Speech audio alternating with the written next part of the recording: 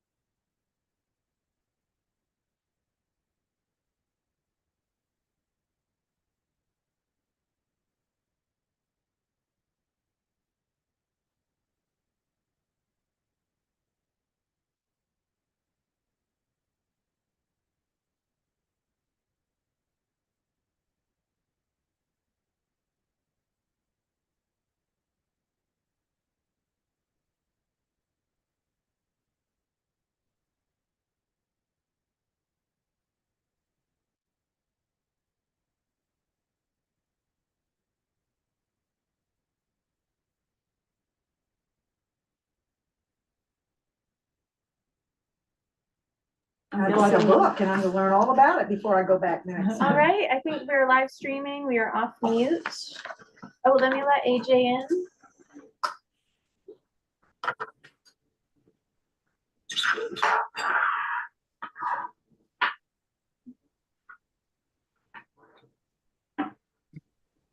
Good afternoon.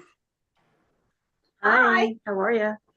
Good here. All right, thank you, everybody. This is the Solid Waste Special Service District meeting for Wednesday, November 19th, 2025. I'm gonna go ahead and call this meeting to order at 4:30 p.m. My name is Colin Topper. I'm the chair. If we could start with you, Ashley, and just go around the room and introduce ourselves. Ashley Wareham, treasurer. Eileen Ackerman, board member. Mary McGann, board member and Grand County Commissioner. LJ Blackburn, vice chair. Lily Houghton, administrative coordinator. Who we got online? Nick AJ. Lundberg. Oh, sorry. Nick Lundberg, accounting support. AJ Throgmorton, board member. Mike's asleep. He's muted. He doesn't know it. There he Hey, is. sorry, I was having trouble. Mike Dunaway, board member. Hey, thank you. Any citizens to be heard? Emails? Anything? Let me do a quick check. I have checked it, but it looks like no. Okay. Moving on to the approval of minutes from October 15th, 2025. I'll make a motion to approve the minutes from October 15th, 2025. Thank you, Ashley. Do we have a second? I'll second. Thanks, LJ. Okay, approval of the minutes, all in favor? All right. Hi. Okay, none opposed. Lily, what can I be doing for you to, like, in terms of the typo to? I think we're good. We'll figure it out. Okay, excellent. Yeah. Okay, moving on then to the treasurer financial. All right. Oh, my apologies. Let me do some scrolling. All right, so overall, October expenses were higher than in September. October, just with how the pay periods fell, had 3 pay periods, so 3 payrolls and 3 accounts payable cycles. Payroll expenses paid in October were $393,961.22. And it also included both the October and the November health insurance. The October invoice wasn't received in time to be paid in September, how it had been done before. MACU operations account expenses paid in October were $224,374.59, which is about $32,000 more than September. To kind of make up that $32,000 more, there was $28,000 paid to Wheeler Cat for rentals, service, and parts, and $10,000 paid for 3 CDL trainings for staff. We're finding, as you know, it's really hard to find CDL drivers, so having to grow your own is kind of part of the district. Compost grant expenses came to just over $70,000. For the composter, there was a $10,000 deposit paid previously for the composter, but the remainder was paid. Then also some road base and then training and travel expenses, particularly for Jessica and Chris attending the compost training this week. And let's see, $170,000 was sent to the PTIF fund on October 3rd, and the November interest payment of just under $127,000 was paid on the 11th of this month. And then I have attached the expenditure report as well as the profit and loss with the comparison to September and the budget to actual. Are there any questions? No questions. I just wanted to see, I didn't see it and maybe I just missed it because there was a lot in this packet. On the profit and loss, is there a separate area for the grant to be able to kind of like see that just separately? I mean, no, I haven't been able to And everybody's been filter busy, yeah. accounts on the profit and loss. Mostly it's been paid out of the Zion's account, but we've had to reimburse Which I the did Mountain see that. America Mhm. account for some things, just because we don't really, we do have still credit cards with Zion, but it's kind of force of habit. Jessica doesn't have a Zion's credit card, Mhm. so that had been a thought. But I can pull it by class because we are coding all of that to the composting class, so I can include that in December if you'd like to see that. Or at least after the first of the year, like, you know, because I know we have a lot going on for the next Yeah. couple of years or months, years. Absolutely. One thing I thought was There's a line item called is it income from other governments? That's where the government money is showing up. So it's Okay, great. towards the bottom there. But I think it's been a minute since we've received income from the grant. I feel like Jessica took out a big chunk and then with the shutdown, there wasn't any activity in October for right. income received. The other thing I wanted to bring up was October is open enrollment for the city. So it was a chance when city residents could cancel recycling or reduce service.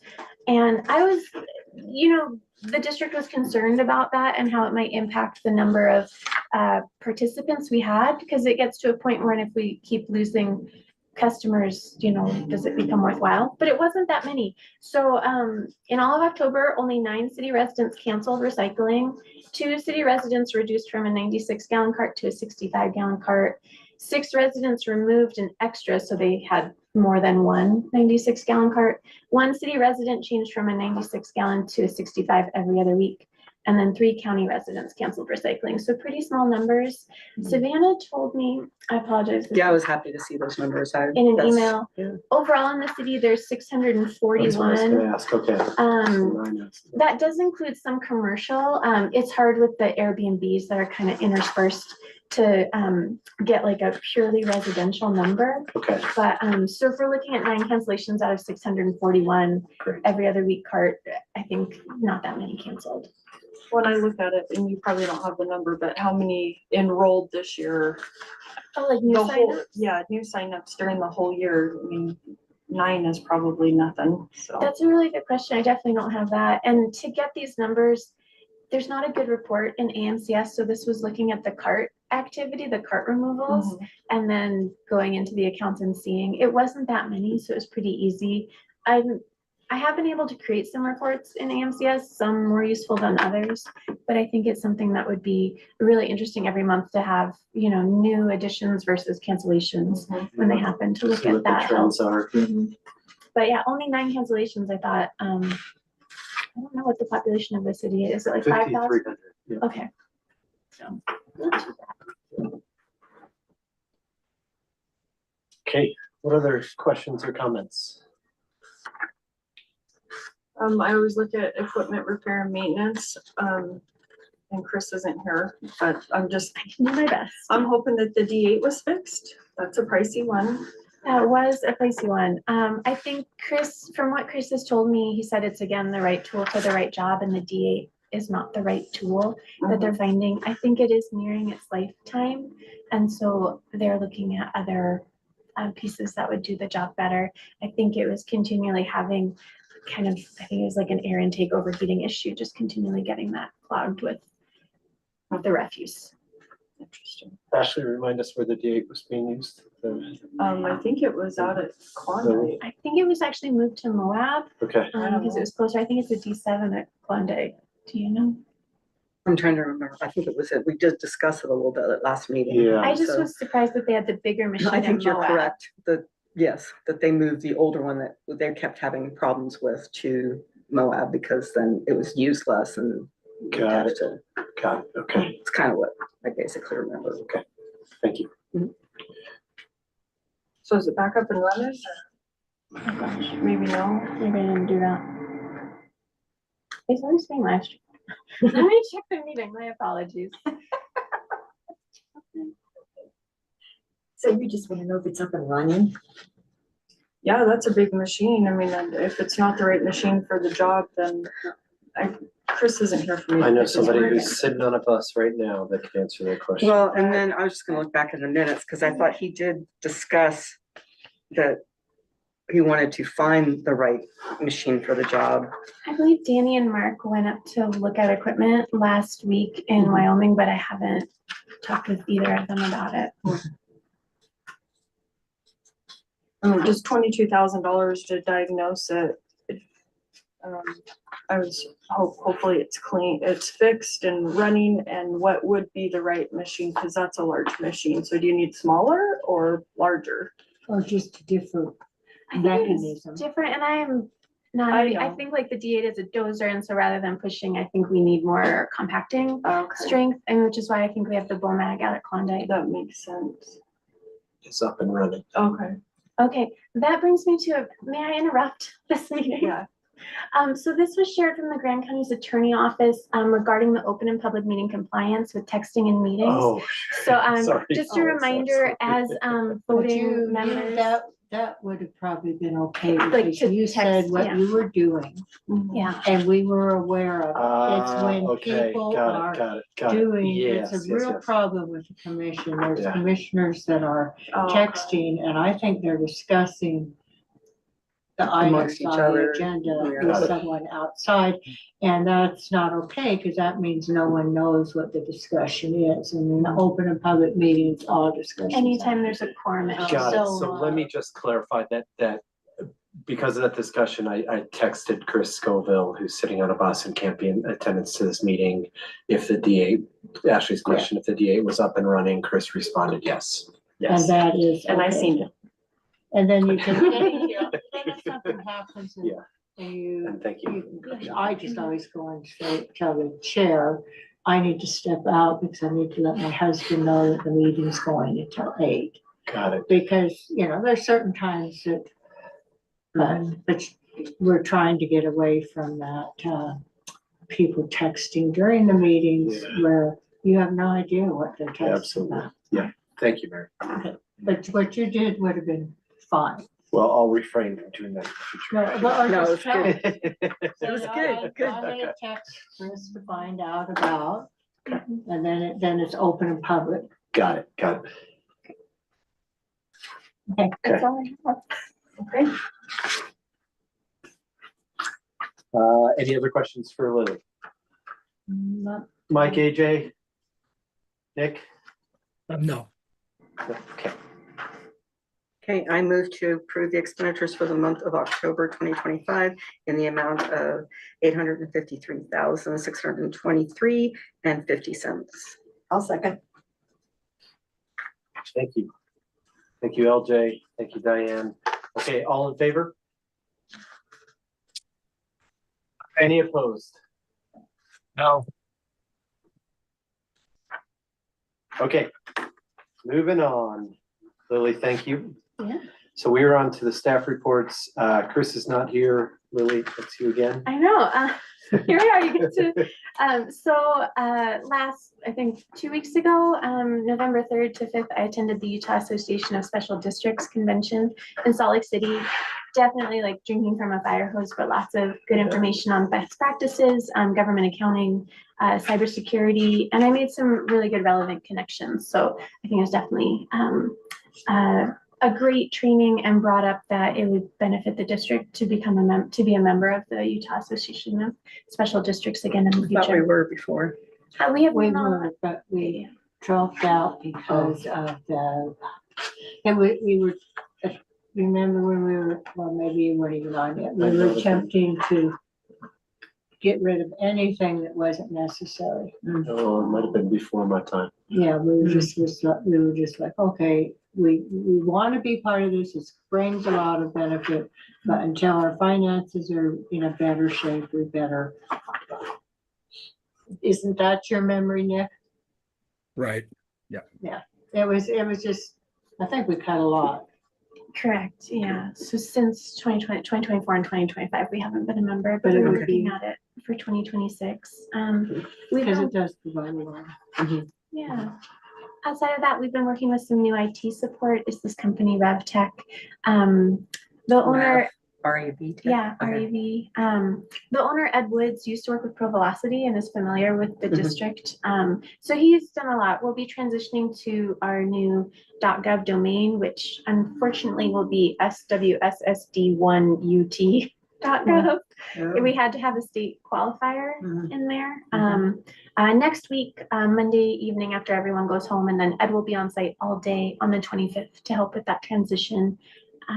Chris has done a really good job of just creating a plan and a timeline so we don't miss anything. On the invoices that'll go out in early December, we're gonna have a heads up, and then starting January, just so it doesn't go to spam or people wonder what this new email is. Everyone that receives the paperless invoices, hopefully we're giving enough notice too for that. And Ed's also implemented new spam filters, and we'll be addressing other IT concerns.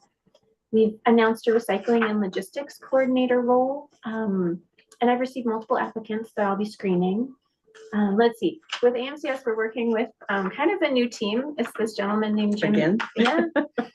Some old players. This guy, Jim English, he is pretty high up with the support portal staff, and we have seen some traction on tickets getting resolved, which has been huge. So Lily, can Yeah. I interfere? Of course. Back to that position that was open, what is the title of that position? Oh, so it's recycling and logistics coordinator role. Chris was looking at this to kind of, as we're partnering with Mob Solutions to expand the waste diversion. Kim works with Moab Solutions, and there's an MOU, a memorandum of understanding between the district and Moab Solutions. But she can only be paid so much for her time. So I think Chris was looking at a full-time position that could help supervise some staff at the recycle center and look at expanding recycling and trying to find just new sources. Chris was speaking with someone, and I don't know who, but if we could get to the rail line, that just having that could really increase the amount that we could divert and potential revenue the district could bring in for the recycling. So is this a full-time position? Yes. And it's a position that potentially Kim would step into, or is that? No, it would be separate. I think it would just be in support of her, because I think Kim is doing what she's doing and isn't necessarily wanting to be an employee of the district, but to alleviate some of that pressure and have more collaboration. But she could apply if she wanted to, I suppose. Absolutely. Yeah, my understanding is that she's here part-time. Correct. I think she's still based out of Fruta or Grand Junction. Yeah, Grand Junction, so. Mhm. Well, I didn't know about that position. That's exciting. Yeah, we were also looking for some light heavy equipment operator skills and like a CDL potential with that. Oh, In the one same person? position? Yeah. That's A a stretch. unicorn. Do you know anyone? Absolutely not. Well, so that would disqualify them if they didn't have all of them? No, it would just be like preferred, Okay, you know, and again, as we're growing our own CDL drivers, like just the ability to get a CDL if we provided the training. so you don't have anyone in mind? We've had people apply. Oh, you've had people apply? Mhm. Oh, good. Yeah, we That are definitely have some, qualified for all three of those? we have some promising applicants. I can't speak to the CDL, but yeah, Wow, yeah. good. How long has it been open? A little over a Hands week. off, hands A off. little Well, over a I'm sure week. They have recycling in there, so they're looking for this information. Yeah, Oh, that's exciting. A little over a week and you've got applicants that look promising. Yeah, That's really great. yeah. I Fingers think- I crossed. think it's a good time of year. And we did bring on a recycling specialist to help staff the CRC. We've just been moving some staff around and they started on Tuesday. Very eager. I think they'll be a good fit. It So looked is that great. I was taking up there Herman's this spot? afternoon. I believe Herman, is it okay to speak? Herman's about? up at Moab now. Oh, yes, okay. Yeah. Cause he told me why, but I don't remember, so I'm not gonna. Cross speak training. why. But I think part of it was he was going to retire, wasn't he? I don't know if it's. And appropriate then for me to talk about he, personal and things. then he said, I don't know. Anyway, Cross this training was a sounds good to me. Cross Yeah. We training. didn't want to lose him. Yeah. Because he's been a good employee for a lot of years. Excellent. Yeah, so Nick has done a lot on the budget and we'll be talking more about that.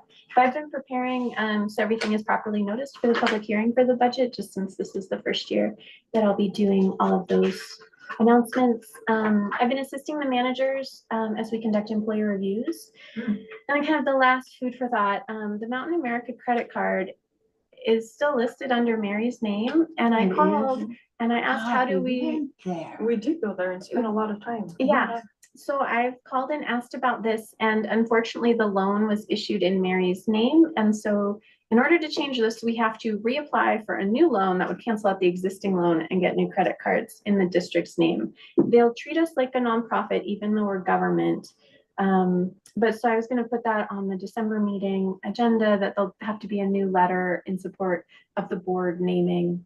I was trying to just have it be more general, like solid waste, rather than tied to an individual. The other thing that they mentioned, they're not able to talk to me about any transactions. Like if we think a card is frozen for potential fraud, they won't speak to me because I'm not a signer. A board member That's would good. have to call in. And I asked and they said that we could have a staff member as a signer just on the credit card and it wouldn't affect the bank accounts. And I thought it could alleviate, it's kind of annoying when Jessica says, hey, I think my card is frozen and they won't tell me anything on the phone. So I also thought if we redo this, it might be best practices if I don't have a credit card since I reconcile the accounts, but maybe I could then have that higher privilege to be able to unlock cards if there is suspected fraud. If the board was in approval, it's just a suggestion. I just question about the GAP principles, if that Yeah, would, is that something that we could reach out to the auditor about and just ask the question Yeah, and let's see if find that out. passes Good. the? Because it has been, remember one time you had to I pull had me to out of a call meeting, I was Mary. in a meeting in another town and I was Okay. out of the meeting and it They was a did mess. Assure me it could be any signer on the Mackey account. It wouldn't need to be the prince, like the Oh, okay. treasurer. But I just thought for operational ease, Chris was kind of pushing for that too. I think he's gotten frustrated that you guys are volunteers. We try not to bother you again, like just finding those checks and balances. I think it makes sense as in theory and if you it don't mind doesn't reaching have out to to be the auditor and see. yeah, I would think that somebody else that's not in the position of being Reconciling. involved, yeah, Got it.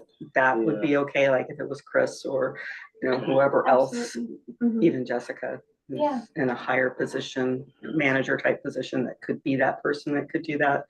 Even maybe two, to have a backup would be good. Yeah. But I caution against having you, no offense. No, Makes sense, absolutely. yeah. That's a good point. That's all I have for my report. Excellent. Okay, what questions do we have for Lily? The Utah Association of Special Service Districts, is that the LeGrand bidder? Okay. Now I'm on the same page, thank you. Yes, yeah. They're very helpful. I used to talk to him quite a bit. Anything else? What would our renewal be for our membership? It depends on the annual budget, but I was told that we can take out depreciation and assets from that calculation, so it would reduce it by some amount. But I think we were looking at like 10,000, like 8 to 10,000 is quite a bit. Wow. That's why we took it out of the budget. I don't remember it being I that like much. them, but I but- don't know about that. That's why we haven't done it. I think it was supposed to be like 6,000. Maybe I have the numbers wrong, but it was definitely over 5,000 for the Probably year. changed when we got, because It's just based on the budget, and so Mhm. like if we're looking at, Yeah, but would we use $1,000 a month worth of their services? No. That's what that comes to, and I'm like, yeah, that's a good point. No, that's a that's a lot lot. of money. I think because our budget was so much smaller when we Mhm, were before. just landfills, that it was worth Do it. they got an hourly rate if we call them in questions? Like, I don't think we're gonna use $1,000 a month of their services. No, If I we have don't. questions, can we just call them and pay their hourly rate? We might be ahead. We can ask. I think that's That's a definitely good question. a Yeah. good consideration. That's a lot of money. Agreed. It's something that I brought up with Chris, like we have other subscriptions. And again, it's like nice to have, knowing that you called, but would it be better to pay hourly for certain things? Yeah, just a thought. Mhm. Even if we're $5,000 Now, do you- into it hourly, like, we're still ahead. I think it'd be worth getting, because I know there's a little worksheet that there used to be anywhere where you could put in your budget and then figure out what, because it's a percentage of your budget, and then what you can take out from that and find out what that dollar amount is. Okay. And it wouldn't even have to be, I don't think the December meeting, we could look at January for the next year. And historically, how much have we used the? That, I mean, we haven't used it since I've been here because we haven't been a member. I Okay. know we still receive all their emails, and they do a lot of research up front about grants and have it broken out by like what would apply to like water districts or sewer districts. So that has been helpful here. Can you speak to that, LJ? How much when we've been members, how much we've actually utilized that? I would say that before Evan left, we probably didn't use it too much, very infrequently. But certainly when he left, I used it a lot because there was a lot of information that I didn't know, that he was very helpful in helping me during that transition period. Got it, got it. Hey, Nick, can you tell us what our annual operating budget is? The expense budget, Yeah. I mean, this breaks it up because I thought we were between 5 to 6 million, so it's like 8 to 9 Mhm. thousand. it's for 2025, it's 11.6 million. I can't justify it. Is that including all of are the assets and depreciation in there? No, that's, yes, yeah, it's the capital outlay and debt service, and then all the operating expenses. If you roughly took those out, what do you think it would come to? Well, when they're saying assets, are they meaning budgeted asset acquisitions or assets already in place? So total operating budget does not include depreciation, funds designated for the payment of principal and interest, payments on long-term debt, or funds designated for major capital projects. Okay, so if you take out depreciation, capital outlay, and debt service, those three items add up to, let's see, 50, excuse me, about 2.5 million. So 11 Like minus nine.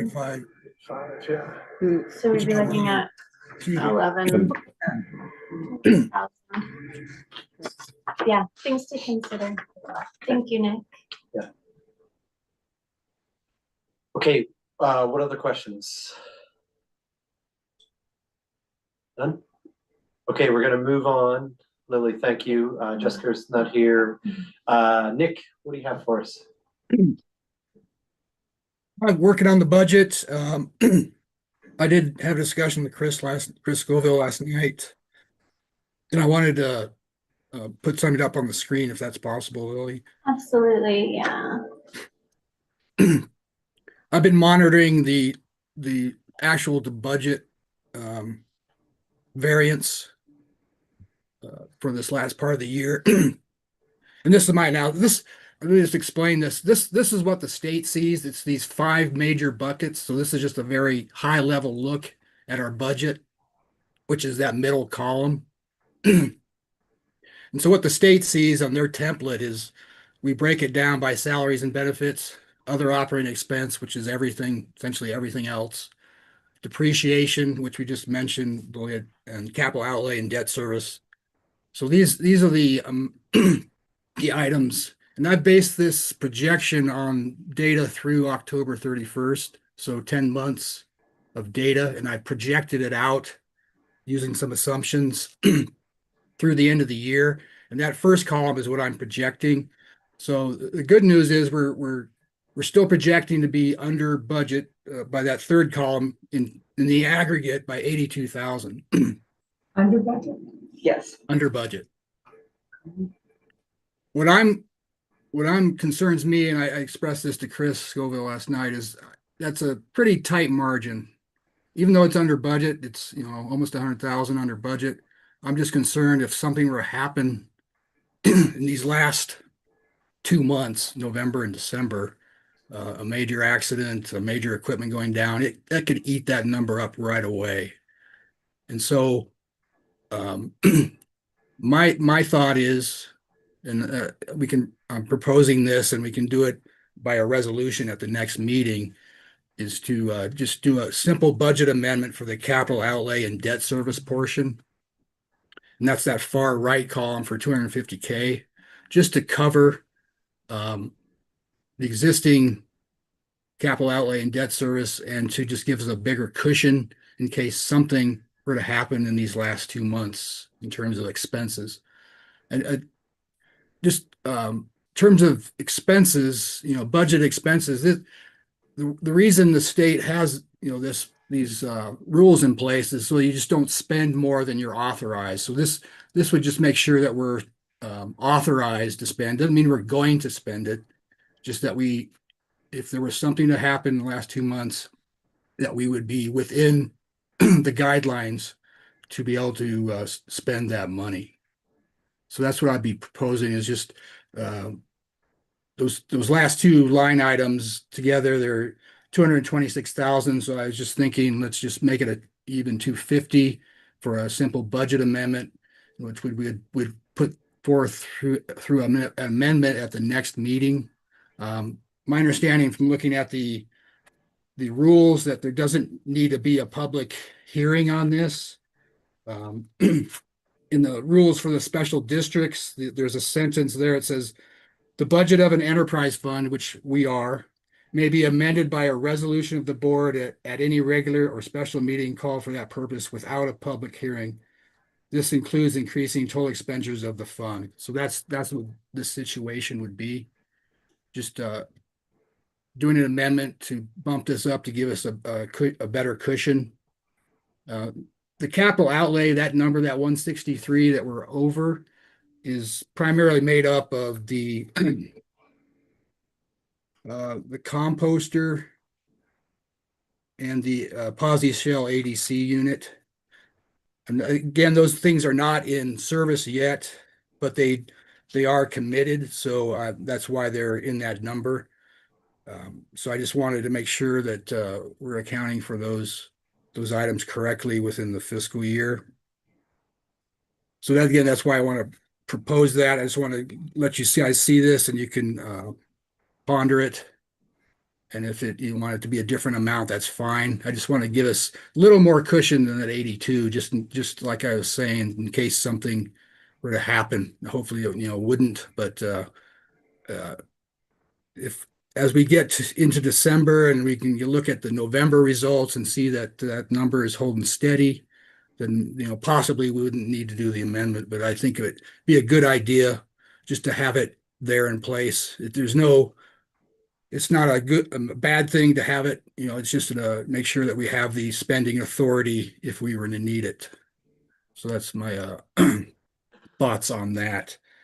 And And I believe this was a recommendation of the auditor to look at this right? Right. Yeah. Especially as we get into each year, as we get into the latter part of the year, we want to make sure we're trending in the right direction, which we have been all year. So it's, it just, my thoughts is just, I would like that cushion to be a little higher instead of the 82. Okay, what procedurally do we need to do? We'll draw up a resolution to be And included that'll in, be on for the next meeting? yeah. Okay. Right. And the next meeting will be a public hearing meeting anyway, so even if we Right. needed to have it as a public Got it. meeting, it would be covered, but we don't have to. Right. Great, okay. And it's going back to timelines, if that meeting is on the 10th, Lily, maybe correct me, but it's a 7-day notice for, Yep, so we yeah. need to have the budget final numbers by the 3rd, to my Yep, understanding. Yeah, I've got it in my calendar and it needs to be posted in 3 public locations within the district. So I was gonna post it at the library, at the courthouse, and I was thinking the CRC or something. I think we got that little notice board, as well as our website and available at the district office. Okay. As we get into the line item talking about the budget, we can go for in more detail. But again, this is a tentative look, and so there will be adjustments we'll need to do between now and the 3rd. And if there are things on the 10th, we'll have that, that budget presented. But if there are things we need to adjust there, then we can vocalize those and incorporate those into the one that we submit to the state.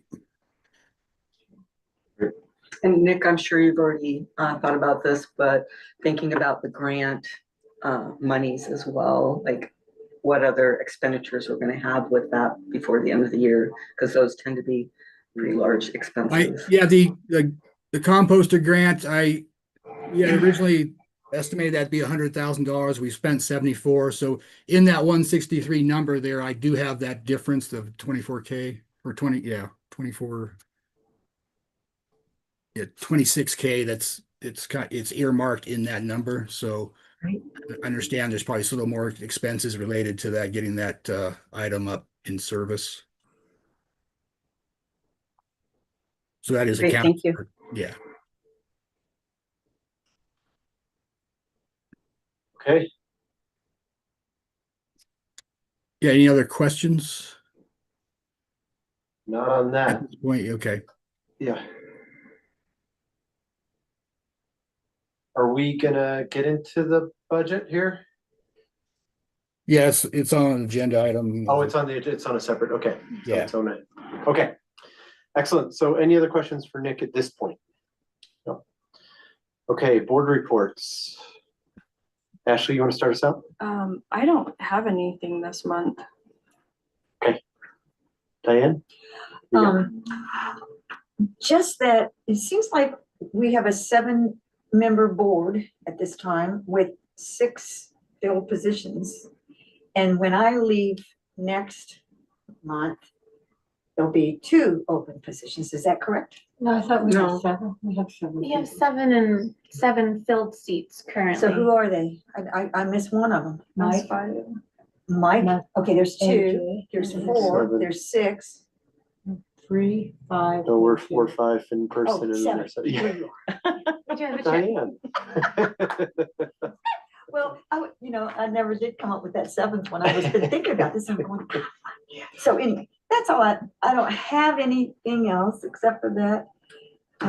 I'll be here next time. Is it the 10th, you said? It's early. Because, it's the second Holiday, Monday in yeah. December. So Yeah. Wednesday the 10th. Okay. Thank you And for it'll reminding start, me. we usually have it start at 5 because public hearings cannot start before 6 p.m. So, We're gonna start at 5? yes. Oh, okay. So we're having it the 2nd instead of the 3rd. The 2nd Wednesday instead of the 3rd. At I wanna 5 make p.m. sure I At have 5 my p.m. calendar. Unless you guys want to hang out, if we start at 4:30 and are done at 5:30, then you have to wait a half hour to start the public hearing at 6. So start at 5. Okay, That's all I have. okay. Mary, what do you got? The county has hired a planning and zoning, That's great. and he starts on Monday, so I'm going to go in and talk to him and tell him that we need to meet with Chris as soon as possible and that we need to get that. Maybe he needs, I'm gonna ask her, and I'll have Mark with me to make sure that we can get that on a priority list so it can happen there. Great, thanks, Mary. Yeah, so that's very exciting news. I'm really happy that that's finally happened. And other than that, I don't think there's anything to report that has to do with solid waste. Great. LJ, what do you got? I don't have anything to report. I was gonna ask Chris if he was here, but, because I noticed the metal pile's getting big. Yeah. They When, stopped by, a gentleman stopped by when Chris was out of town, I think at the end of October, and we wanted to talk to Chris. That's all I know. that'll wait. I just happened to notice. Good. Can't miss it. AJ, what do you got? My report outs are usually just kudos for all of our team, whether it's the front office or the pickup crews that run like clockwork. But I had a washing machine that went out and had to use our drop off services for it. And I thought it was awesome. The service to do that was like $6. So I was really happy with that. Happy with everything. Okay, Mike, what do you got? Nothing for me. Okay, I have a couple things. One, so the cleanup at Walnut Lane is progressing quickly. I know that they just took 2 trailers out of there and are continuing. So that's a significant amount of material coming this way. And then also there's what was a bit of a hiccup with the house demo on Mountain View, but that should be starting again very soon. Not starting again, but starting very soon. And then related to the metal pile, I buy my steel from a outfit that's in Grand Junction, Recla Metals. It's actually all over the place in the Western Slope. And they just told me that they think in the next 6 months, they're going to have an operation in Moab that's going to have a scrap operation with it. Mhm. And so that significant amount of revenue out there could be challenged by Will they pay for? something they will pay. Yep. So, Now, wait a minute, I didn't quite get that. So we're getting money at this time, at this point, but if they do what you were told they did, we won't have that pile? And we yeah, won't so have the revenue. we collect stuff for free here Right. and then have somebody pays us to haul it Right. away. Recla Metals has a very successful model of paying for metal of any kind of metal and then selling it for a market, to a broader market. And so that, I mean, this is what, $100,000. I mean, this is. It really varies. We got a large windfall from it, but then I think the price greatly dropped per Okay. ton right It's after. up and down, isn't it? Yeah, So I guess they're aware of the circumstance that puts us in, that business.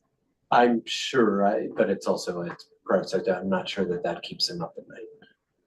No, I'm sure it doesn't. Yeah. But it just seems wrong. Well, Business. it's competition. Yeah, and that's not their business extends beyond that. They'll be selling stock, steel and aluminum and other things. And so they just, Nice. operationally, it allows them to bring material over and then to send the scrap back.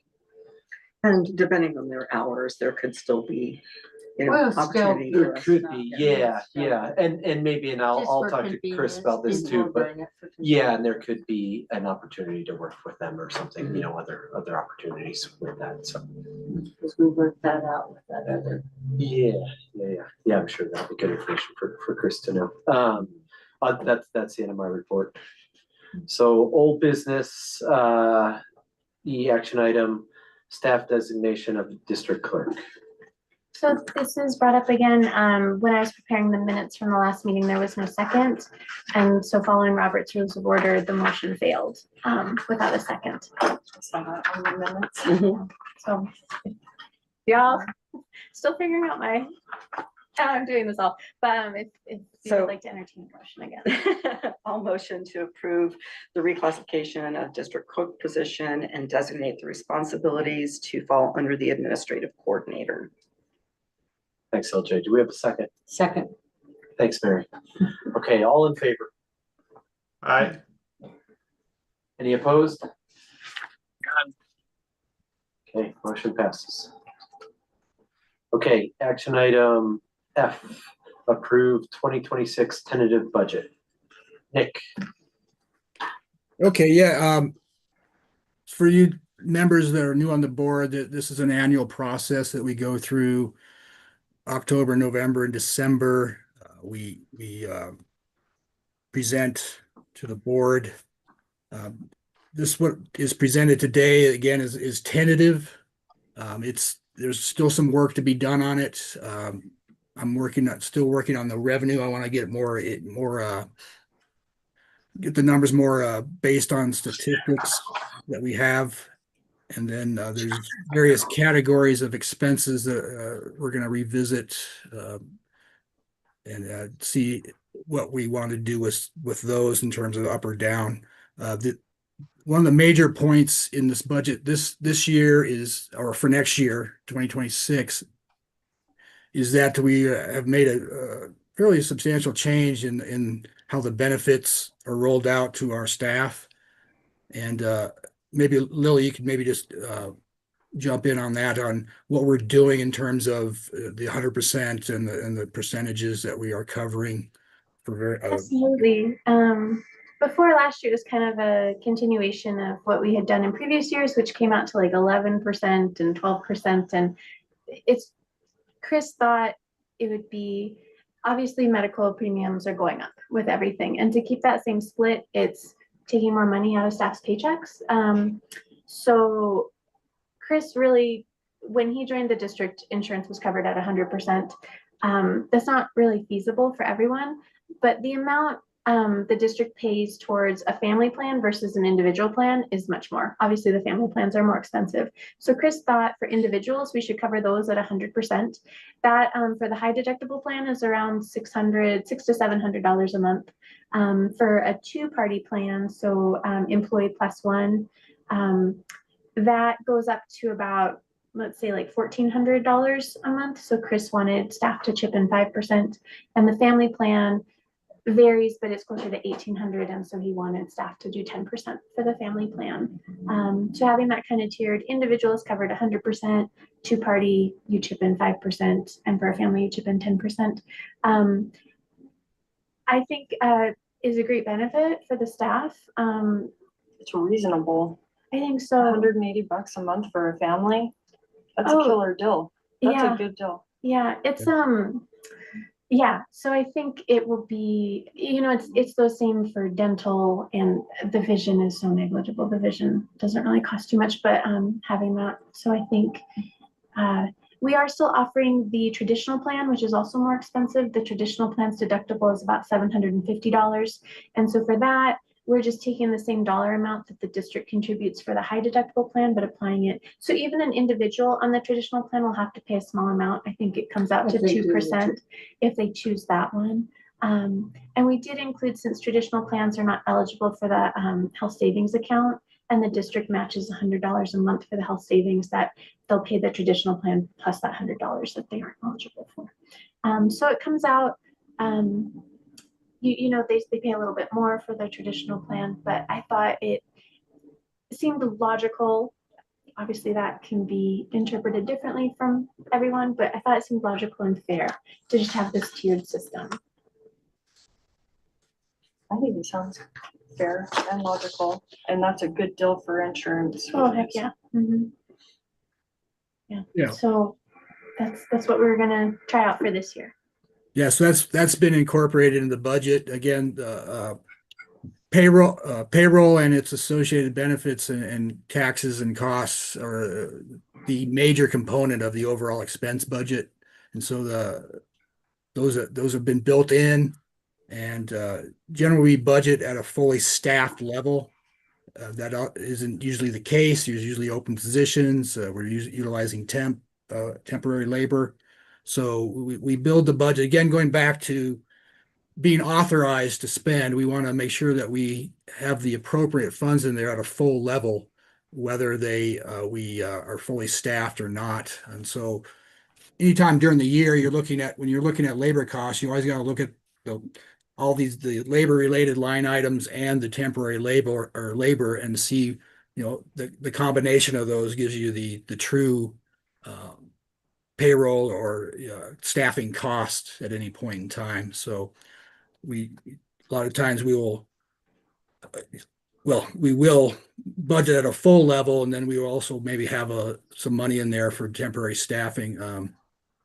This last year, the temporary staffing number was, fairly significant. But then again, the associated actual payroll lines were under budget because we're utilizing temporary labor. So combining them, it gives you the full picture of what staffing costs are. The next items that generate are the large ones on the budget is your repairs and maintenance and associated costs related to that. Again, we'll be looking, we'll be fine tuning this. I just want to get this tentative budget out there for you guys to look at, ponder. If you have questions, please bring them up and look at the line items, and then we can definitely adjust those as we move into a final budget presentation. Even with that final budget presentation, if as part of the public hearing, if there's issues or topics that we need to address in the budget, then we can add those, because we'll know what we want to do with those against the final budget. So there'll be kind of a final budget. But I want to get this out there to you. The capital portion is significant. Right now it's in there at 1.6 million. Majority of that is for the compactor. And talking to Chris last night in terms of the compactor, we might want to put a slash next to that in terms of describing it, the compactor / grinder, because there might be we might want to pivot to maybe having a grinder and maybe push the compactor out to possibly the following year. But in terms of having a placeholder, we'll call that 1.1 million that Chris had mentioned in our last couple meetings, that it could possibly be a grinder instead.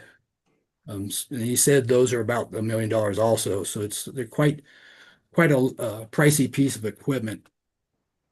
So other items making up that 1.6, the semi tractor. Again, these descriptions are placeholders. So we think of the capital budget as a bucket of money, and at this point in time, we're assigning desirable items against that. But as we get into the year, we may need to pivot to other needs, to spend that money. Again, we don't have to spend it all, but we want to have a number in there that again is authorized, that we can spend against for equipment and needs. I included 7 lines of stuff that we had in the budget last year, but I didn't assign any dollar values. I just wanted to keep those in the public view, just to know that they may be maybe not need to haves, but maybe nice to haves at some point. So we could possibly spend some money on those. Chris had mentioned that we probably need to get an order of polycarts at some point here in the near future. So maybe that'd be one of the first capital expenditures in the new year. So I may change one of the descriptions on this tentative budget to include a load of polycarts and assign a dollar value to it. I think that's a good idea. The other question I had was about the scales, because I know we've talked a lot about the importance of those. Right. Yeah. That again, we may want to bump up this 1.6 to a higher number, just to have it authorized in the budget, and to include some items that could be very pertinent going into the new or for next year. The billing system item there, I had to put $100,000 in there, just a throwing a dart at the wall. It actually probably would be more of an expense over a period of time. So that one I'll revisit in terms of being a capital item. I don't think it's actually a capital item, depending on how it would shake out. If it's a fee you pay on a monthly or annual basis for software, it might likely would not be a capital item. Right. And that's if we decide to go with a new, Right. okay. So I would likely bump up information technology expense in the P&L and by some factor or amount instead of having That a makes sense. capital line. The camera system, that one, there's some accounting rules that are in place, and they're called GASB 86 and 96. It pertains mostly to types of leased assets or leased, not necessarily technology systems, but the Samsara camera system might fall under that, where it becomes a quasi asset that we depreciate and have interest expense and amortization against. But once I look at the contract, I'll know better whether that is a true capital item or more of a quasi expense capital item. Those new rules came in 2 years ago, and so it mostly affects your copier leases and things like that. The Accounting Standards Board wanted to provide more transparency in terms of lease and rental contracts that extend beyond a year, and so that a lot of times that involves your copy machines. What it involves is that you take a present value of those monthly payments and you come up with an asset value. It's kind of a complex. I don't know if it's as useful in terms of transparency as the board may think it, or the accounting board may think, but it involves some work of setting up and then amortizing your copiers and things like that. With this district, those are pretty de minimis amounts, but we do have to set them up that way. So yeah, this that was just a sidebar on that, but so capital right now in this tentative budget is sitting at 1.6. Again, the majority of that is the compactor / grinder, semi tractor, pickup trucks. And this one Chris and I talked about last night, that may be something we push off and maybe just redescribe it as something else in terms of a more pressing need. Roll-off truck, I know that also involves kind of standardization of the roll-off system, getting the right containers or getting them retrofitted to be in the right containers. So that maybe that pickup truck, that 75K, becomes part of the roll-off standardization. So yeah, as we look at this, if there's other capital items that the board or the staff thinks of that I may not have here, but we can definitely discuss those with the management and maybe rename some of these items or add some dollars there. Again, we want to have an appropriate amount there, whether we spend it all or not. We just want to make sure we're authorized to at least this point in time to know what we're thinking for fiscal 26. With capital assets, there's also depending on how we pay for them. If we pay cash outright, then there's no financing cost. But if we were to buy something and we were going to finance it all, then there'd be associated debt service for that. And so we would want to make sure we incorporate those expenses in the debt service section, interest and principal, basically either they're monthly payments or they are, sometimes we have some of our equipment we pay twice a year and some of them are annual payments. So depending on what we think at this point in time, if we were going to finance something, what we would incorporate that in there. I know Chris had mentioned that if we were to buy that compactor, it'd be 144K a year payments for 10 years. So I would incorporate that 144,000 into the debt service portion of the budget.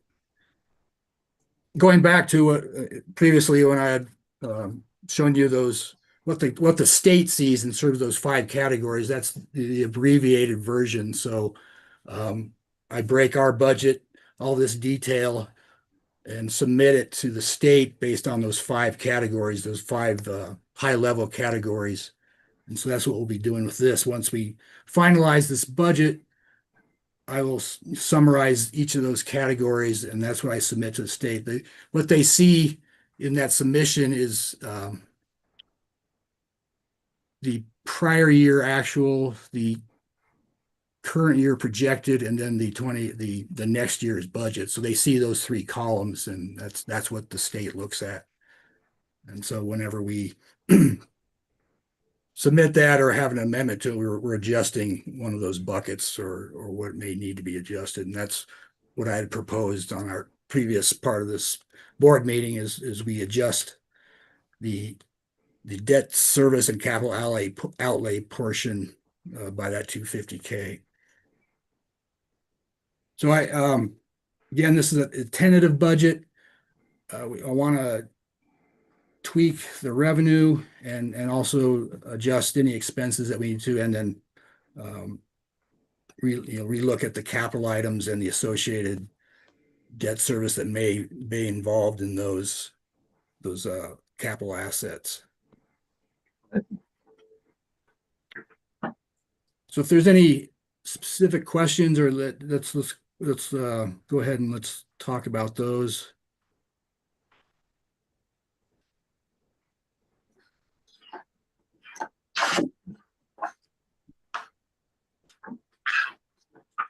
Any specifics?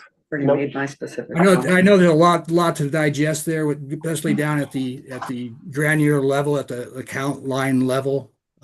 It's a lot to look at, but we're honing in on a number that we're going to be happy with in terms of 2026, and so we're in this stage where we can still make some adjustments what we need to do and have it make sense, and also be able to have the necessary cash flow to continue to fund the bond fund and the PTIF accounts, so that we have money out there to buy some of these capital assets, whether we buy it outright or we finance part of it or we finance most of it. We want to make sure that the district is able to continue to fund its future capital needs and set asides that are needed for future. I guess I do have one question as far as like the income goes. Have we looked at the projection of the number of residents in Grand County and the city over 2026? Because I know that we've built a bunch of new apartment complexes and things like that. If that's, It's like one dumpster per apartment complex. I don't think it's gonna. but there's a be bunch of new different. housing too. So, Seen housing, I see a bunch of apartment complex and there's like 2 dumpsters per, like a Skyline is like a dumpster or 2. I don't know, that's what but I'm I'm sure they're picked up more than once a week. I don't know. How I like to build a budget is based off, historical activity, and maybe have a little kicker in there for maybe some new business.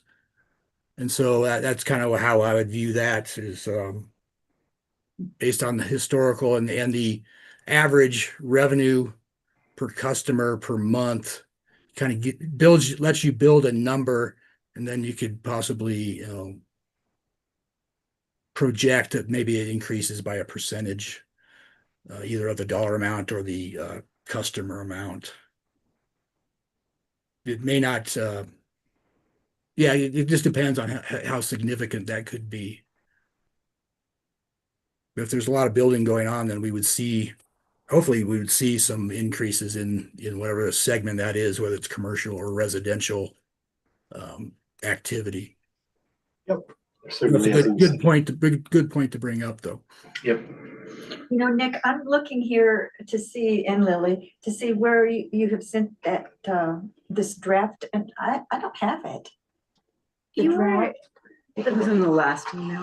I sent it on Monday. Do you need me to send it again? Please do, because I Okay. can't find it. And, Yeah, how it's set up. If you're not looking at it, how it's set up, the furthest left column is the proposed or the tentative budget. The next column to the right of that is last year's budget. Then to the right of that is our 2025 projection based off of activity to a certain date. then the next column to that is looking at the 2025 budget compared to 2025 projected.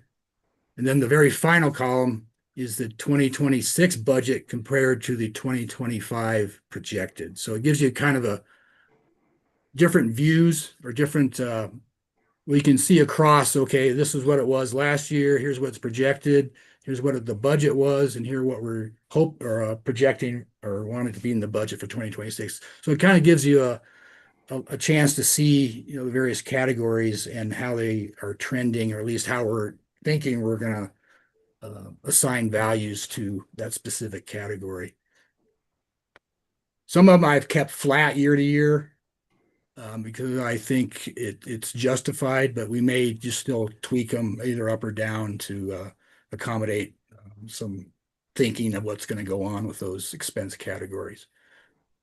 And yet, going back to what gets submitted to the state, the state doesn't care what the revenues are. It's what you are authorized to spend. And so that's why it's important that we make sure that we have a budget that gives us the appropriate authorization to spend those dollars, and monitoring that throughout the year to see that we're trending in the right, terms of spending. If there's a situation like I think we have this year where we just want to bump it up a little bit, then we can do that as needed. But the revenue side is kind of a open range in terms of what the state requires. They don't look at the revenue at all.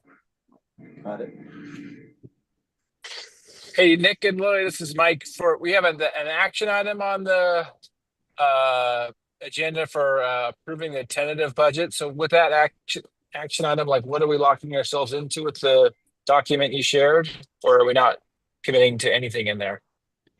You'd be approving this as a tentative budget, which is just a formality in terms of, okay, we've looked at something, but we know we're going to adjust. And so we give our approval for this tentative look, and then we will come back in a few weeks and look at a final version and vote on that as the approved budget. Again, if there's with the public hearing, there could be a tweak that we need to do to that the presentation we do for that final budget, but we would assign a specific dollar amount to a specific account, and that we would either add or subtract, and that would become the final budget that we would submit to the state. And that would be discussed at the next meeting, those changes. So. Right. It's a formality that has to be done more than Right. It's like that we're approving it. We're just, I have to say, we started looking at it early. I want to make a motion to approve the 2026 tentative budget as presented. Okay, we've got a motion from Ashley. Do we have a second? I second. Oh, go Okay, ahead. we'll let Mike have that. Thanks, Ashley and Mike. Any more discussion? Thanks, Lily. I got it. All in favor? Hi. Unopposed. Motion passes. Yes.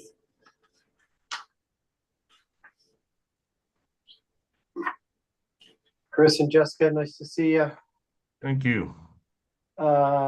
We are moving on to action item G, set date for final budget public hearing. We've done that. Do we need any motion to go through that, I suppose? Oh, it again is just a formality. I was reading in the little handbook. So if someone wants to motion that the next regular board meeting and public hearing will be December 10th, 2025, regular meeting beginning at 5 p.m., public hearing beginning at 6 p.m. Or do we just? So do the public moved hearing? as stated. Okay. Second. Thank you, Mary. Thank you, Diane. I don't know if we need to state where it is, but I know that we need to post the location. Yes. Locations, okay. And I always get really concerned here with our budget because the gate's closed and it's so dark. I often worry that people might be trying to find us, and We do have the porch light on at the transfer station for whatever that's worth. And I believe, Jessica, I don't know if you want to step we in. have I done thought that. we were getting a sign made of like board meeting and please proceed to building on right or something. It was a, yeah, it just, Yeah. it's, Yeah, that's kind of, somebody's coming by, and where are they? Yeah, absolutely. I like the idea of the sign. That's helpful. Yeah, we need to have a sign and maybe, yeah. Jessica, anything you want to say to that? For when we put the advertisement, can you list that? It is listed on the advertisement, but I don't know if We, everybody, we can hear you. it just looks so closed when Yeah. you come here. Tonight it looks so closed. You didn't know you had to go between that fence. I don't know if it'd be safe to open the gate that night. We've always had it Yeah, open. we can leave the gate open. We could close it and then just at 5 o'clock open it maybe, or 6 o'clock, open it at 6 o'clock, no, before 6. It won't hurt Take nothing that to with a just lantern. leave it open enough for people to get in. Okay. The last board meeting, Go ahead. Go, Jessica. so for the last board meeting, I just made a laminated sign that said Administrative Control Board meeting here. But if I need to make like a actual metal or Centra sign, I can do that, but I don't think we need that. it might take a little bit of time, especially if we want to do the metal one because it take longer to fabricate. The Centra ones, I don't recall how long it took for the last set. I mean, we can obviously order it just for future use. But I'm gonna leave that up to Chris and or the board which method they want to go with. Yeah, it'd be 3 weeks from today is when the board meeting is. Well, I I don't know know if the that metal sign is, it just needs to be very apparent. Yeah. Big enough that people can see it and lit up so that they know. yeah, We I'll can- see what I can get. Because there's no cars parked there. So is somebody gonna get out and look at the sign, but we've only, I think only twice since I've been on the board, if we had anybody show up. Do we have any, I thought there was an easel that we had or like a sandwich board, just something that we could just put out. Do we We'd have probably any of those? locate. There used to be one at the CRC, but the last time I thought it might have been in pretty rough condition, so it probably just need to buy a new one. Okay. I'm sorry, where were we at a motion? Did we have I a think we second? did that. Diane seconded. So Do we do all in favor? Let's do all in favor. Okay, all in favor of the motion? Are there any opposed? Okay, motion passes 7-0. Okay, moving on to new business action item, purchase of polycart load. Let's take this. Can you guys hear me okay? We can. So we're down to 26 95-gallon polycarts. We are also out of the gray every other week lids. So this is gonna have to happen probably sooner than later. I know in talking with Nick last night, I know we're kind of coming tight with our expenses this year. And I think a big portion of that, and correct me if I'm wrong, Nick, but in discussing last night, so we got this grant, and that grant counts against our expenses regardless of the revenue. So I Right. think that was a big thing because we've obviously spent money off of that grant. I'm not sure, I know I'm a little bit behind. Did we talk about when we go for the public hearing for the budget approval to do a public hearing, possibly to do a capital expense amendment on the budget? We did talk about that, Chris. Yeah, Yeah. Okay. Yeah. Chris, just an update on that. Looking at the special district rules, we don't need a public hearing for an amendment for an enterprise fund, which the district is an enterprise fund. So it's a resolution by the board. And so once we come up with that number, and that's going to play into this polycart load and those trucks, whether they're going to be 2025 capital or 2026 capital. So if they're going to be 2025, then that we had previously discussed making an adjustment of $250K. If these two items are going to be 2025, then we probably want to bump that up. Okay. Again, it's going to matter what these items, whether we tackle them in this year, in these last month and a half of the year, or whether they are out first things out of the gate in 2026. So it doesn't matter, it's when we receive them, not when we order them.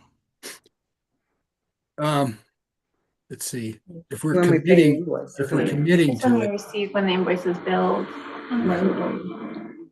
So if they can invoice us in 2026, then it would be 2026 capital. Yeah, I'm pretty sure I can swing to have them do that. Okay.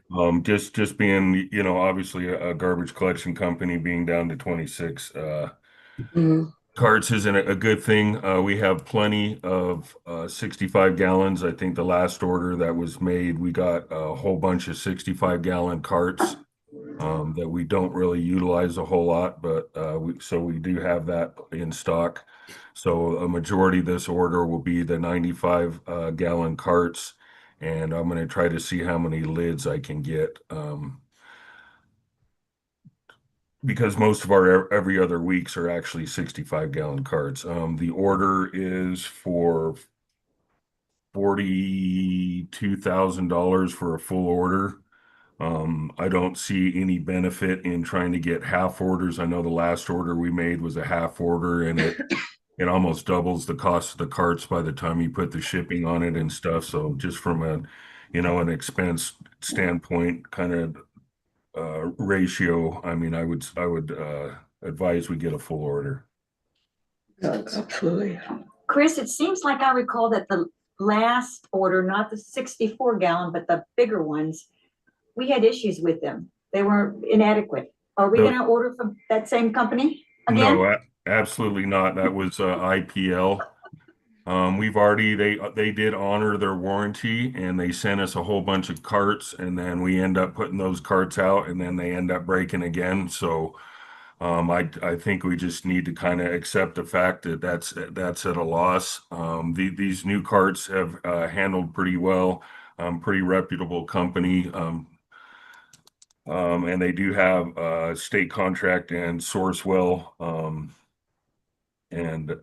Yeah. Okay. I don't know if there's any other questions you guys have on that. I mean, we're still trying to dial down about the numbers of the exact inventory and how we're going to figure out the lids and stuff. But I think what's important to the board is the dollar amount. Yes. So are you asking for approval to spend 42,000? Does that include shipping or? That includes shipping at the time of the estimate. Should we go with that number? Do you feel comfortable with that? Maybe 45. That's what I was. I'd like to make a motion to allocate 45,000 for the purchase of the poly carts for a full order. I'll second. Thanks, Ashley. Thanks, LJ. Okay. All in favor? Is Mike gone? Yeah. You might be. Any opposed? Okay, thank you. Moving on to discussion, possible action item, purchase of 2 rear load collection trucks. Chris. I'll try to make this quick. So basically, right now we're paying the $16,000 a month for the big truck rental trucks. We did just purchase one new rear load that's been back and forth. If you remember back to our 2 previous trucks that we purchased brand new, it took about 3 to 6 months to be able to get those online. I've been kind of working over the last few months with big truck rental, and it was more out of just I wasn't taking it too serious because their purchase point was just completely insane, and so something's changed over there. They're redoing their business model. They basically came back with an offer to purchase the 2 rental trucks. Sorry, I should have started out with that. That we know that they're out there every day. They are working, so we won't have that initial kind of trying to get all the bugs worked out. One truck was going for 150 for a 2023. The other one was for 170 for a 2024. This would complete all of our frontline trucks being all newer than 2023. So this gives us a number of years to try to put this into our budget as far as trying to get a replacement schedule. If the board needs more information, I apologize. Obviously, I'm kind of on the road. I do have the numbers in front of me. Sorry, I don't have the numbers in front of me, but basically they came back with a 3-year buyout or a 5-year buyout. One was about 3,000, let's say 3,500. The other one was about 5,500 for the 3-year. Given that we're already giving them 16,000 a month, I think dropping that down to, $7,000 to $11,000 a month for trucks that work is not a bad idea. I'm still waiting for, I'm still kind of negotiating the price. I feel like, because the other thing is we're going off season. So I was also considering returning them for a few months, just to save us that rental expense on it. So I'm kind of negotiating that rent price to hopefully bring that 320 price down. So I think at this point, I'm not asking for the boards to vote on anything, just to kind of get your input and see if you guys would support an idea like this. And Chris, that the timeline, and what did you tell us? What's the ideal lifespan of one of these trucks? About 7 years. 7 year. Okay, so we're still within even the 22. We're still within that window. Yeah. And most trash companies that buy a truck, they usually hold on to them for 10 or 12 years, depending on how Or 35 years in some cases. yeah right. But yeah, they usually drop off the depreciation schedule after 7 to 10, and then it's a matter of becoming maybe a not the frontline truck, but a spare. Okay, great. Okay, then thanks for that information, Chris. Okay. I guess at this point, just so I'm not wasting my time kind of negotiating these things, is there anyone that kind of opposes to moving forward with trying to purchase these 2 rental trucks? I know I was going to try to spread around across the different facilities, but I think this just might be a good opportunity to kind of dial in our collection fleet, especially because that's kind of the front end and where we get our revenue from at this point. Mhm. Are we purchasing them from where we rented them or a different company? I may have missed that. Sounds like yes. It would be those exact rental trucks. Do you think that they would give us a percentage of our rent down on our purchase? Absolutely not. I already tried that. But because they're offering such a low I guess price on them, so they would, but then we're back where I was a few months ago, and basically we get 25% of our rental price, and I mean it was insane what they were asking for it. Because they don't give any kind of depreciation or everything. So it goes back to like when we started renting them. And so they were actually going to be more than the new trucks. Wow. Minus Thought I'd ask. Check. No, and I did. I mean, fair enough. I asked them that too, if they would take that off. So basically what I'm trying to is any rents that I pay forward on them will come off that 320 price mark with both of those trucks combined. These 2 trucks have had any minimal downtime, right? If any. No, they've ran good. The only kind of issues we had, so they modified the truck, so they're kind of motivated not to necessarily take them back because they modified them for our operations and put a kicker bar on them, put 2 tippers on them. The issues that we had with them had to do with the welds on the kicker bar, but we actually had our own welder and then a local welder weld them up, and since then we haven't had any issues with them. So that, yeah, the upside of this is these are two trucks that we've been utilizing for a while now, and we've had good success with them. Right. The That opportunity. is an upside, yep.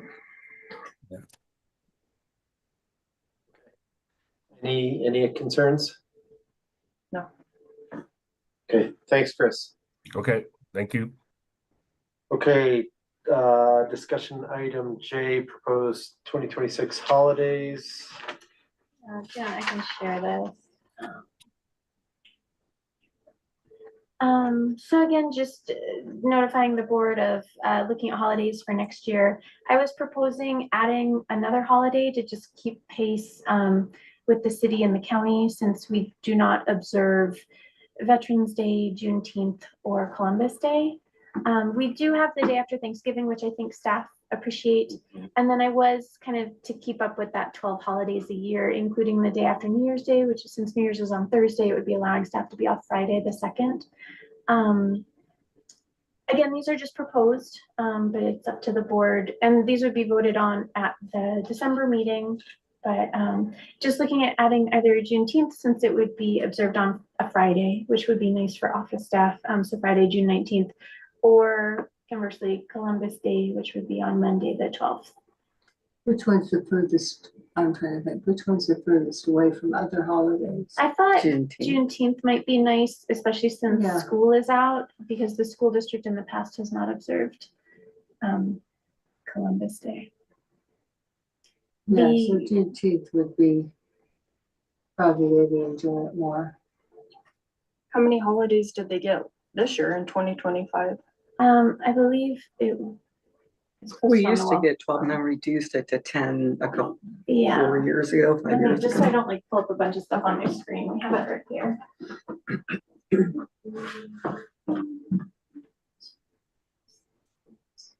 It was just 10 this 10. year. So maybe this They're is just moving bringing it up to to 11, but the city and the county have 12, I believe. Okay. Because they also observe Pioneer Day. Because then this would be 2. So this would be adding 2, or no, it would be adding 1 to 11, because it's just 2 proposed. My apologies. If you want to add both, I don't think the staff would object. How much do holidays cost? On average, about $3,500 when we don't stop route collection. When you just- don't stop route, okay. And the only days we do are Christmas Day and New Year's Day. I've been told that the drivers do not want to stop other holidays. It just pushes them. They have to work another weekend, or trash doesn't Mhm. stop, unfortunately. Okay, comments, discussion? Other than, I would go for the Juneteenth. Why don't you let them choose and then you could be open both days? We did a floating holiday, didn't That we? was such a pain. And not everyone took it. It confused staff. So we ended up just adding it as additional vacation for the 3 to 4 staff members that felt. I said that they had to have it used or approved by October 1st, just Mhm. because I didn't want it to be December 10th and everybody wanting to use their floating holiday. Just operationally, we couldn't sustain that. And Well, I was just thinking you get the choice of either this Friday or this Monday. just let the staff Yeah. have a poll. You get the choice of, I only want to Of do it that. for one, just with payroll simplification. oh, okay. It would be a huge I get you there. pain. I know other organizations that do operate year round, or 365, allow staff to take it on a different day if they have to work the observed holiday. For example, I think Sea Haven does that with their shelter staff. But again, just for operational ease, I'm not quite sure. That would be difficult, especially if people had chosen June 19th and then Mhm. also worked Columbus Day. You couldn't say anybody that worked that day gets that holiday. Yeah. You have to say only this person gets that holiday today. But I can do a poll of staff to see if they prefer in June or in the fall, and then based on that, if the board would be okay with that, Yeah, like having the that would be majority. okay. Can we pull them? Cause this is Yeah, me just throwing a dart at something, Yeah. so. I'm more than happy to pull staff Okay. to add. And are you comfortable with the 11 then holidays, adding 1 holiday? We are still below the county and the city. I guess if it only costs us 3,500 is, I mean, that's Oh, we again got my it in. estimate when I was Okay. looking at holidays, but like. I But, think you know, about and it's nice 3,500. because it was something we took away. It'd be nice to slowly Yeah. get it back. Makes sense. It's a good benefit for them. That's all I have for that one. Okay. Moving on to discussion item K, proposed 2026 ACB meeting schedule. Again, this is just a formality to bring to your attention, but it would be following the same pattern of the third Wednesday at 4:30 of every month, except for December, moving it to the second Wednesday, just as the year wraps up. I think it can be hard to have it. But later. it gets too close here. What discussion? Looks good. Do you need us to vote? No, it just, How close is the Yeah. November to Thanksgiving? That's the only one. it's again the week before here. And then when's Easter? Oh, when is spring break? That's a good question. So it would be again the Wednesday before Thanksgiving next So year. it'd be will like on the this year. 26th. Okay, They so that just one did seems this okay. year. And then Easter, I honestly, oh, I have this in my calendar, but I've got a kid in school. I believe it's March 30th this year. Mhm. Spring break. Easter. So then it wouldn't affect either of those. Yeah, so Easter Sunday is gonna be April 5th, so Jeep Safari will be what? It will The end. 30th of March Mhm. through, that 5th of April. Okay, so both those should be fine. Mhm.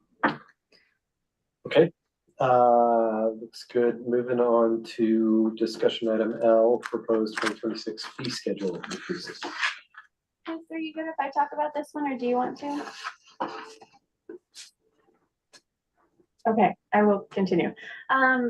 So we were looking at simplification for the fee schedules. The fee schedules, I think, are cumbersome for anyone trying to look at them.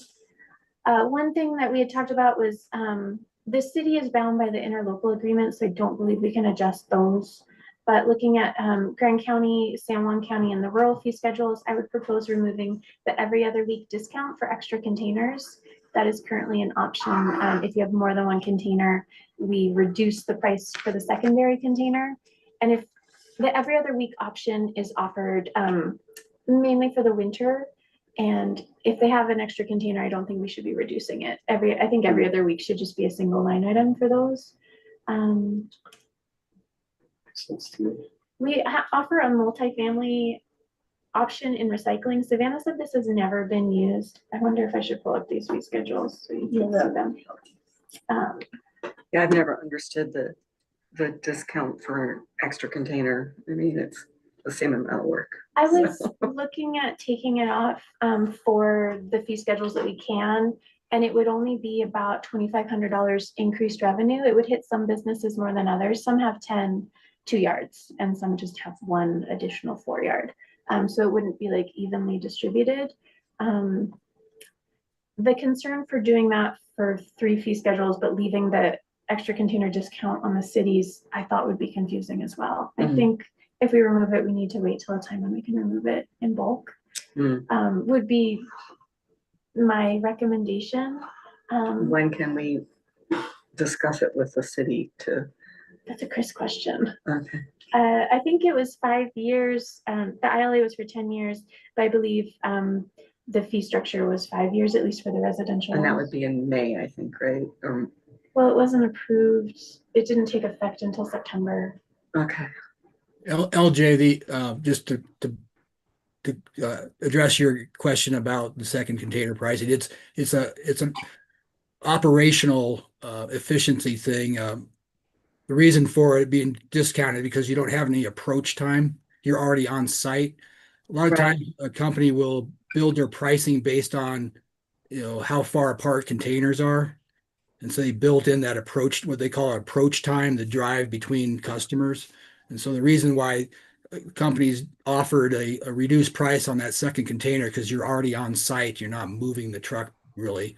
You're right there. And so that's why they tended to use that as a marketing tool to allow a discount. That makes sense.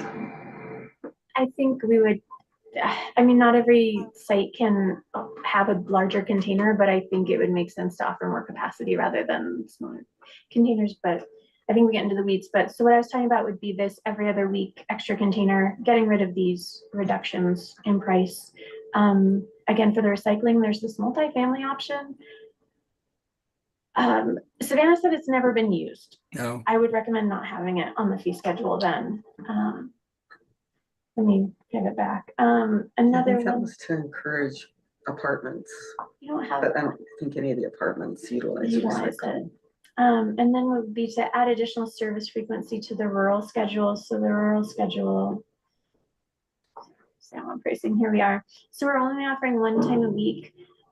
I know Chris is trying to expand operations up to Thompson with the new gas station that they're putting in. Or not in Thompson, sorry, in Crescent Junction. We have that new one there. But I believe they want greater frequency than we currently offer based on this fee schedule. So it'd be adding possibly 2 or 3 times a week. Do you have the manpower to do that though? Yes. It also would be in line with resolution 3230, where all trash created in Grand County should stay in Grand County because they're currently serviced by city sanitation. So those are on this fee schedule. The other one would be the roll-off fee schedule is so hard to look at. But what Savannah was mainly talking about, let me pivot back to the board packet. We don't have pricing. We have an 8-yard closed top. We have 15-yard closed tops for events and 18-yard closed tops and 24 yards. I don't believe they are on the fee schedule. I think the 15 was for events. If you scroll down, it might, yeah. Oh, is it right here? No, that's just, oh yeah. So here's a special event. But do we want it to only be for special event? The other thing is the 24 yards currently have stairs to access them, and we do not charge rent for the stairs, but we have to maintain them. So I thought we should be charging something for use of the stairs. Yeah, I thought we were gonna add that at one point. I'm not sure why we did.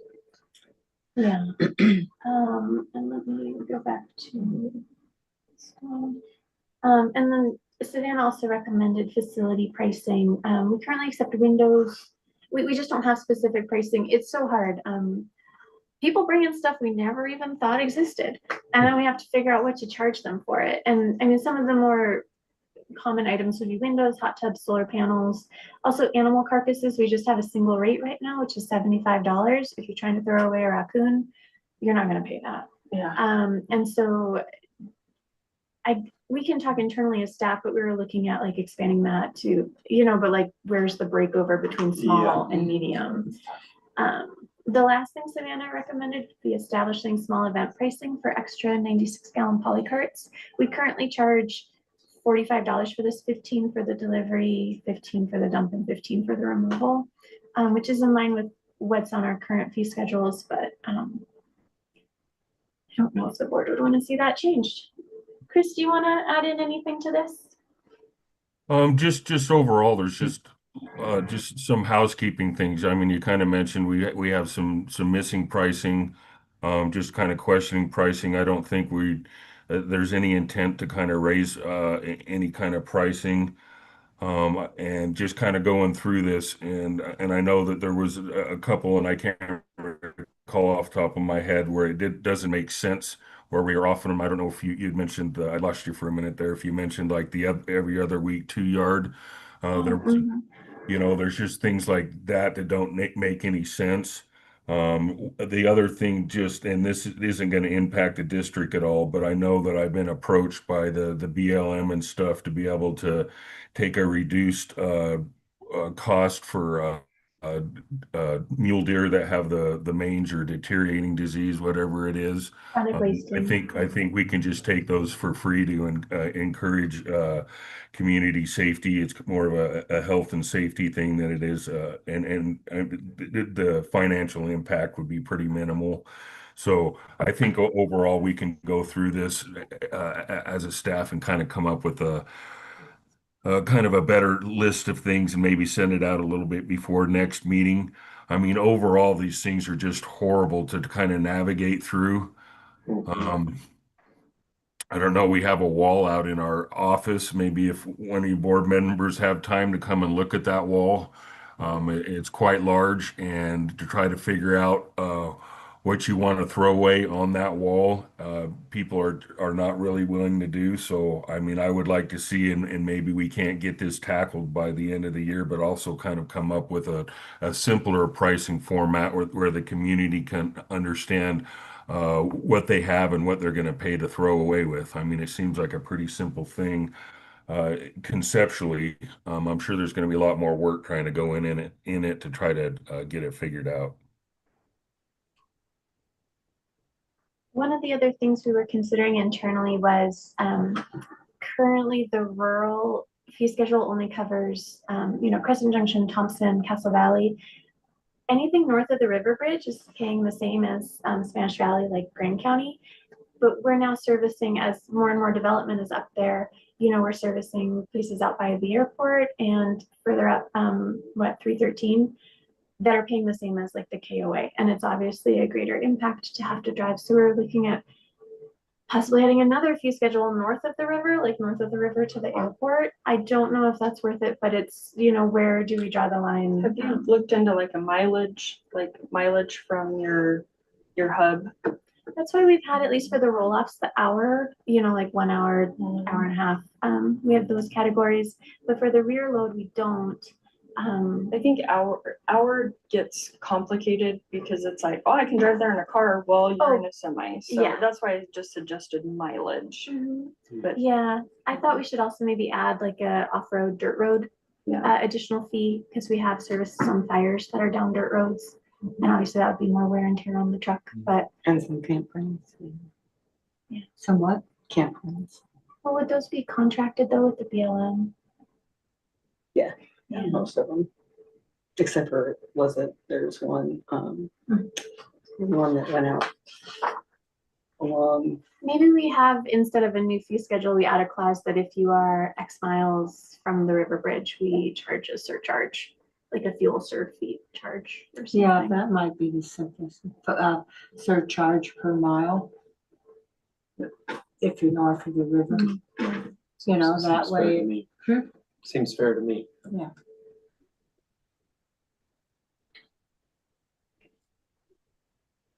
But that was all.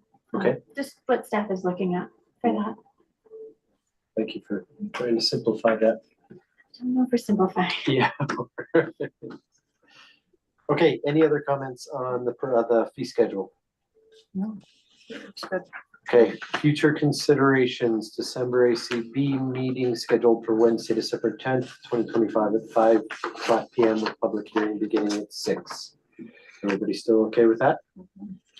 We voted on it, so. Yeah. I don't know, do you ever go out of order? Do we want to ask for staff report first? I just got a couple of clarifications, if I can here. Yeah. I'm ready. Been ready. So with, Mine's gonna be 2 year after. I'm sorry, Chris. oh, sorry, I can't hear what's going on there very good. Oh, So we were busy. I apologize if I'm talking We're over. ready for you, Chris. So, the public hearing for the budget is going to be on the 3rd, or we have to post it on the 3rd. Is that right? Right. Correct. Yeah, I've got it in my calendar. So that means that we have to have the budget so that we can post the budget without changing it between the 3rd and the 10th. So we're going to have the budget finalized by the 3rd. Right. I don't know if you have to have it finalized. Well, we have to have a final Finalized. version for the posting, and then Yeah. at the meeting, if there are adjustments. Right, at the okay. meeting, we can do those. Okay. Thank you for that. And then just a couple things when I had heard that I was listening to it as I was driving to the hotel room.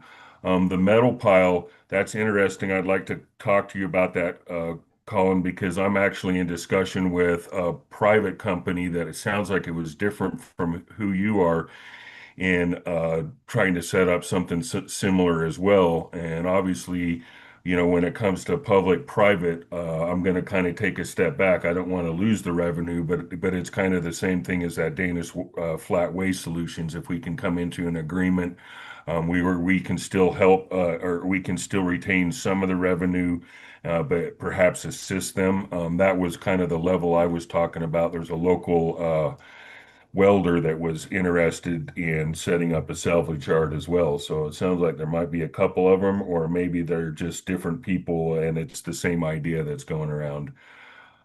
The other thing was the scales. LJ, you had mentioned the scales. We should keep those on the capital expense item. The issue we have right now is we can't necessarily invest in scales because we don't know what the future layout's going to be. So, we're not going to spend all this money to put scales in and then have to dig them up and realign them once we figure out a traffic pattern. So that's ideas on hold until I can make some progress with the county. Did you hear, Chris, that we Mike. hired a zoning, a planning and zoning person who starts on Monday? Oh, excellent. Excellent. And so I will, when will you be back in town? I'll be back Sunday, so I'll be at work Monday. Okay, I'll meet with him on Monday and we can work to get up the time that we can sit down. Perfect. Excellent. The And other to clarify really quick, Chris, my question about the scales was mostly to actually think about adding them to the 2026 budget because Right. I saw a $0. So to have them Yeah. in there. Yeah. And there's another component. So, gosh, it was about a month ago that I came across, they're called load scans. I have never seen them utilized, but on my tour today, I actually watched one being used and they seem pretty efficient. So what a load scan does just sits over so the truck drives underneath it and it basically scans the square or the cubic foot, and then when it comes back out there, it measures the empty containers and then extrapolates the cubic yards. So it would be a way to, I guess, get consistency with our cubic yards. I still feel like a scale gives you some density because the heavier something weighs, the less compaction rate. So that it kind of scales towards our financial thing. But that was just kind of an interesting and maybe a temporary because they're not quite as expensive as the scales. So You call it a load scanner? yeah, load scan yeah. Okay. I've That's it. seen those advertised. Yeah, that's all I got. Thank you. Okay. No need for a closed session. So with that, I will go ahead and adjourn this meeting. It's 14. Okay. Thank you all. Thank you. Thank you. Thank you. Thanks. Thanks, everybody. Thank you, everyone.